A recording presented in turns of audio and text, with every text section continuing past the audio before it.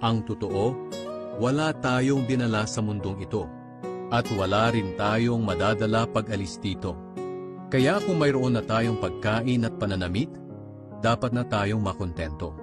Ang mga taong naghahangad yumaman ay nahuhulog sa tukso, sa isang bitag ng mapanira at walang kabuluhang mga hangarin na nagdadala sa kanila sa kapahamakan. Sapagkat ang pag-ibig sa salapi ang siyang ugat ng lahat ng kasamaan. Ang sobrang paghahangad ng salapi ang nagtulak sa iba na tumalikod sa pananampalataya at nagdulot ng maraming paghihinagpis sa buhay nila. Ngunit ikaw bilang lingkod ng Diyos, iwasan mo ang mga bagay na iyan.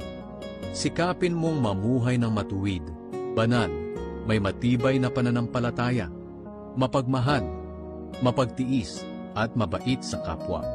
Ipaglaban mong mabuti ang pananampalataya. Panghawakan mong mabuti